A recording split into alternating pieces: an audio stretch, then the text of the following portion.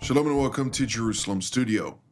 Time was not so long ago when an appeal by the world's leading powers would reflect a consensus encompassing not only Washington and London, Berlin and Paris, Tokyo and Ottawa, but also Moscow and Beijing.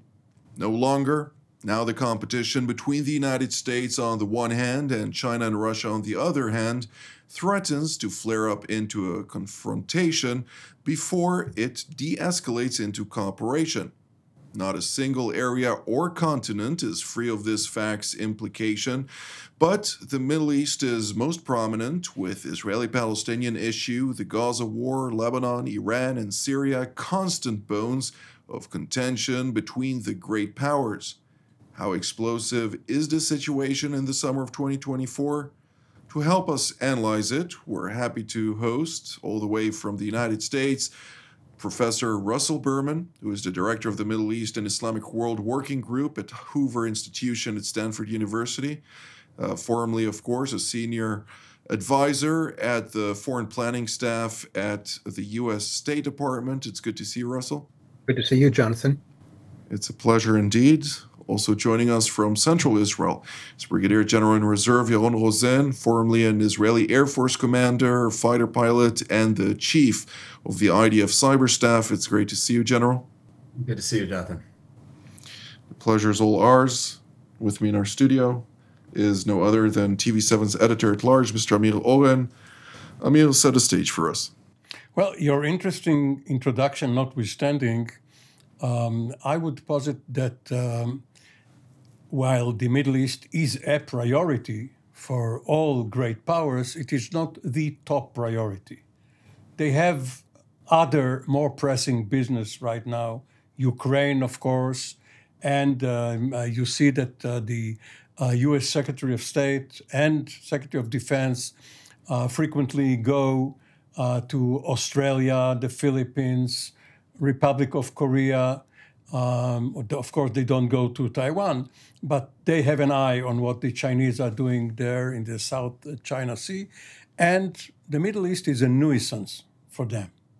They don't want this particular piece of real estate, which was very important, let's say, between 1980 and the Iran Revolution, and through 91, Desert Storm, and then 12 years later, Iraq, and so on. But it is no longer that important.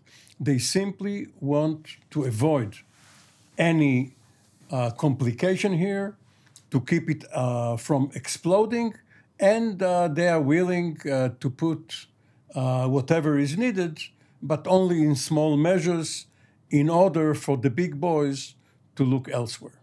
Indeed. Well, with that being said, since March of 2021, we see strategic power competition coming to the forefront with a meeting that was held at the time between State Counselor of China, namely Wang Yi, and U.S. Secretary of State Antony Blinken.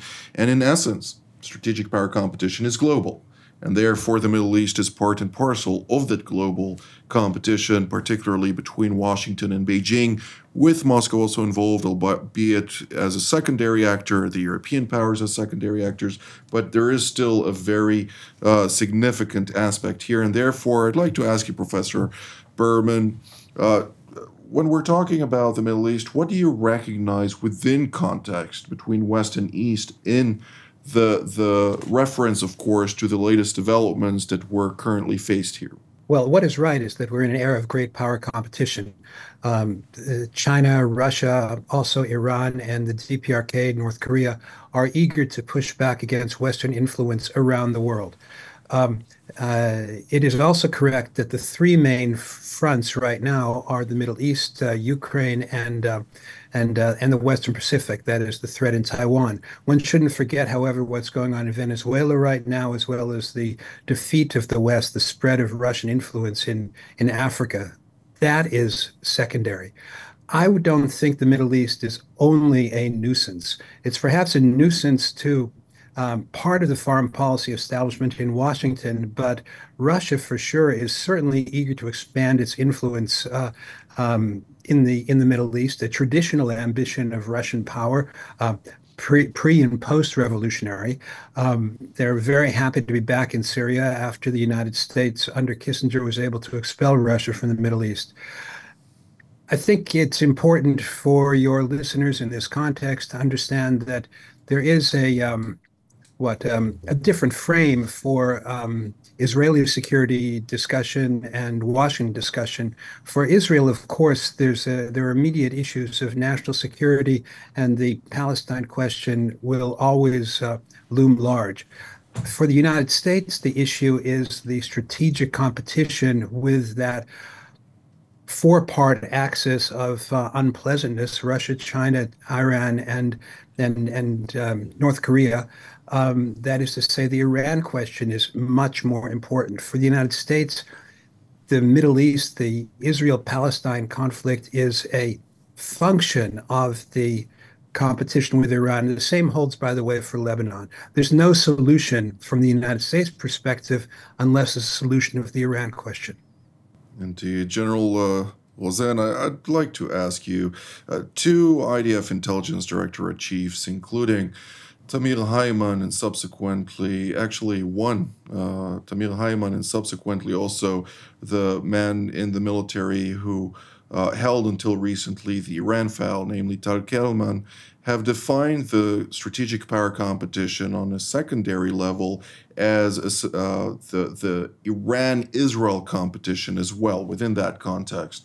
And therefore, I'd like to draw our attention to the signing of the Memorandum of Understanding between India, the United States, Ursula von der Leyen of the European Commission was there at the time, and others as part of the G20 summit on September 10th of last year in India, New Delhi, during the course of which they also declared the IMAC, the interconnector between India that was supposed to go through particularly Saudi Arabia, Jordan. The UAE was also part of it to a certain degree, if I'm not mistaken, and Israel, and from Israel to go into Europe in order to expedite the transit not only of data and electric aspects, but also other goods and capabilities. And therefore, when I look at this from a strategic perspective, I ask myself, why did the United States at the time, and the European powers for that matter, not accommodate such a dramatic announcement with the necessary posture to protect the stability of a region at a time when strategic power competition dictates that the Chinese, on the other hand, are looking to further increase their 100-year plan of Road and Belt Initiative, Sea and Port Initiative, which counters basically the initiative that the G20 summit produced. Was this one of the triggers that have brought us to this point in time from a strategic perspective? And if so, to what degree does this indicate that China pretty much allowed Iran to conduct its affairs belligerently towards Saudi Arabia, towards Israel, to avert the necessary process of normalization that would have brought about the fruition of that IMAC project? It's an interesting question, and I think that when you look at from a global perspective on power competition, we mainly look at the United States and the moderate Sunni states, and on the other hand, you see Russia, Iran, and when you look and China, and when you look at these, you sort of neglect India in this global competition, and India and China are in a different global competition for the biggest countries with the biggest populations in the world, and they are also competing on something on a different level. And India is a very interesting country because it built itself on East and West. It's sort of a mediator between the two mega continents, global continents of these two power competitions.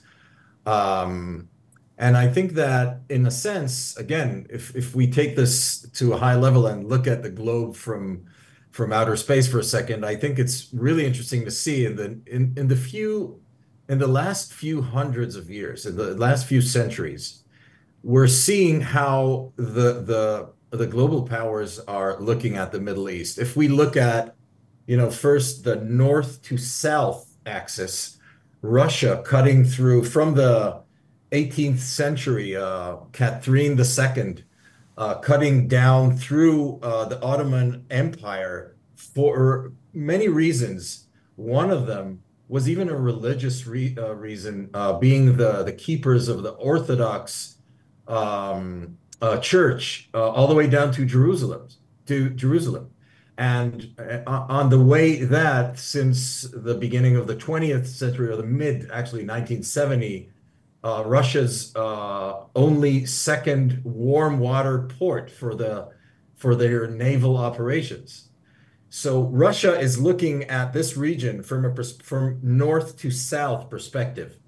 And I think Iran is playing a very important role in that sense, because it is joining forces and in a way working with Russia, with Turkey these days, that is really sort of hanging in between NATO and the axis and the other axis.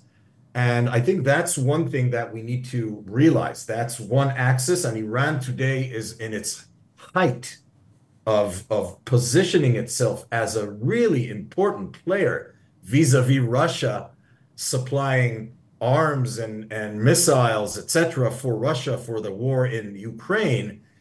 And I think China is a little bit different here. And that's if Russia is looking on the world from north to south, China is looking westward and trying to see how can it push the Western American U.S. influence back west. And I think the Chinese are a little bit different. I think their interests are very economic driven. Like, if it's good for my economy, it's economic expansion that is driven from, I'm not going to oppose if this is good for me, but I'm not going to go too deep into a regional war in the Mediterranean, which is very different in the Middle East, sorry, which is very different from how the United States and Russia look at this war. Russia is sending, various forces, even if they're very weird forces like mercenaries, etc., but they are involved in the Middle East, in Africa. China is different. It's not doing that. And the United States is different. So I think the clash of these global powers, that each of them is employing a different global strategy, is coming now into this. There's this culmination point. There's this point that we're seeing actually Iran from all angles. It's playing a very important role, which should be very worrying for us, Israel, and for the West. And I think that is why the moment in time that we are in right now is a very interesting and very crucial moment. I think October 6th, actually, which is one day before the massacre that occurred, of course, in southern Israel by the Islamist Hamas, was the moment when CNN reported at the time that the United States, under the Biden administration, was coming to terms with the fact that it was losing control over Niger and that Iran and Russia basically were taking over. It, of course, went down into the archives very quickly, considering the impact that the subsequent day had on global affairs. But Mr. Owen, I'd like to hear your insight on this as well. Well, there's a three-letter word we haven't mentioned here: oil. And of course, it has many aspects. And the oil monarchies were the Middle Eastern version of the banana republics of Latin America. Of course, corporations, not only Americans, of course, there was also Dutch Shell and British Petroleum, but the big American... Well, they merged into one. Yes, but the Seven Sisters were not only American, but the Americans had a majority share. But there was also another aspect. For a quarter century or so, Iran under the Shah was Israel's de facto partner. The Shah, of course, wanted to have it both ways, but he sold oil to Israel. It was shipped to the port of Eilat, and there was and still is a pipeline between Eilat and Ashkelon or the port of Ashdod. And this is now called the Asia-Europe pipeline. The question one should ask is, why isn't it used more, regardless of the Houthis and what happens at Bab el-Mandeb? And the real answer is that the West doesn't want to compete with the Suez Canal.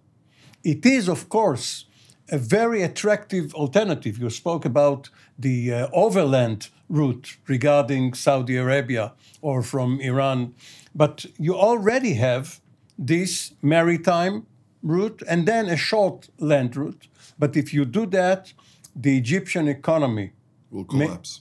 May collapse, and it's even in Israel's interest that it doesn't happen. Well, I think, nothing is inevitable, of course, but with now the blockage that or blockade that the Houthis have imposed on Bab el-Mandeb, you see that with the diminished transit of such container ships in those strategic waterways has devastated the Egyptian economy, forcing the European Union to pretty much bail out Egypt in order to ensure that one of the fastest growing demographies in the world, namely the Egyptian population, which is expected to grow several millions just in the next couple of years and has already more than 105 million citizens, may have a very significant toll on the European continent were it to collapse. And therefore, we do need to take that into the equation.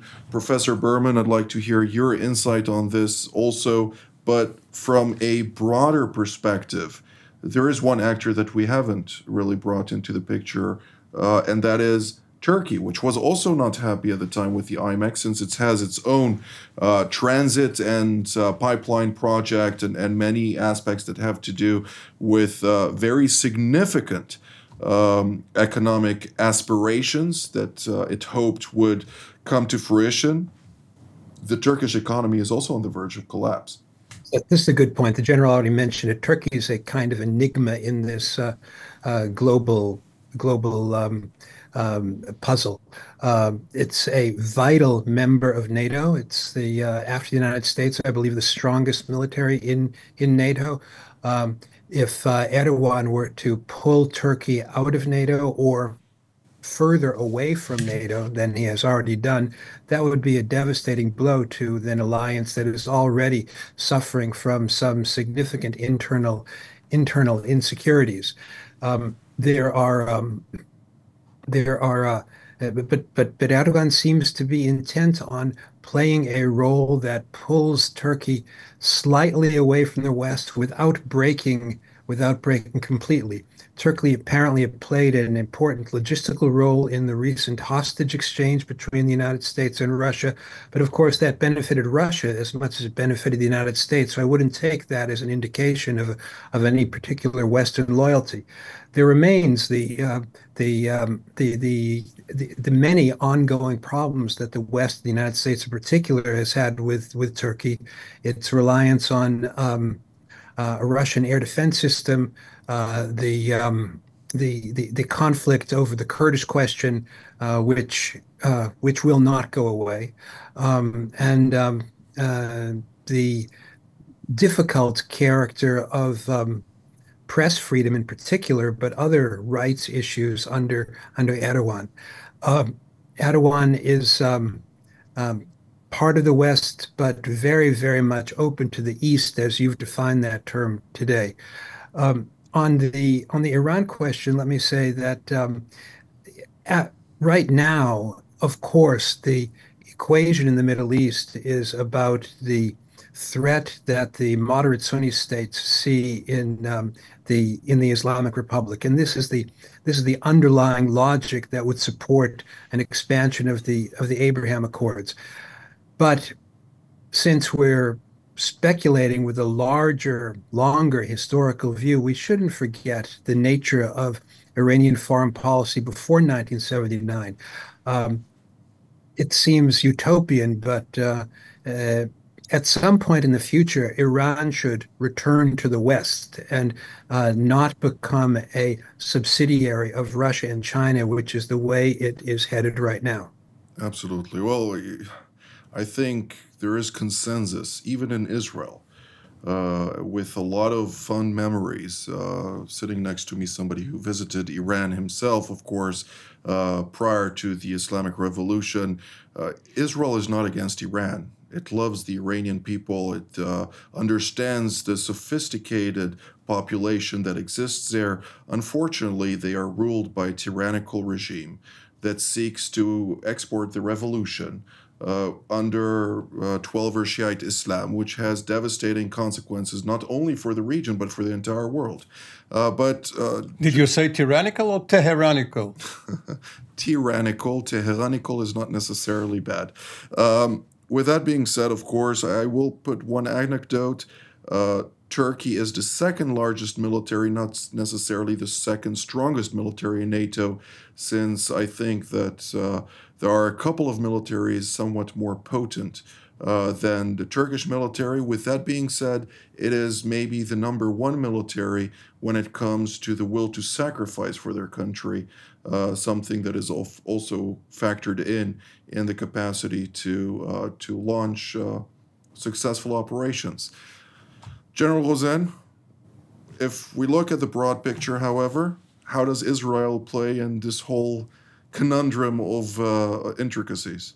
You know, in the 1990s, bringing back the thoughts about Turkey and, the good old days, not only Iran, our relationship with Turkey was really, really good. I was lucky enough and honored to be the first Israeli Air Force aircraft to fly from Israel to Ankara, Akinci base right next to Ankara.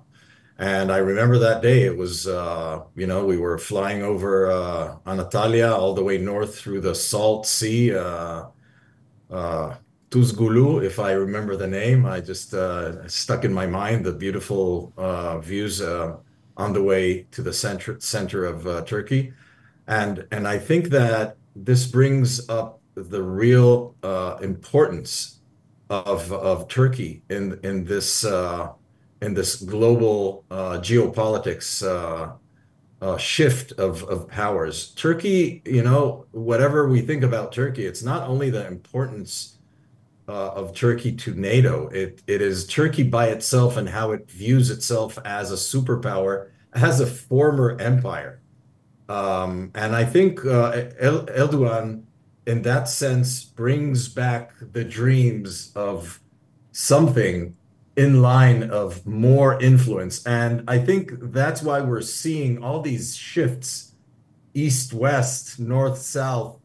Erdogan is making, one day he's going back to Israel and accepting the president and, with all the honor and everything, and the next day he hosts Hamas and the Qatarian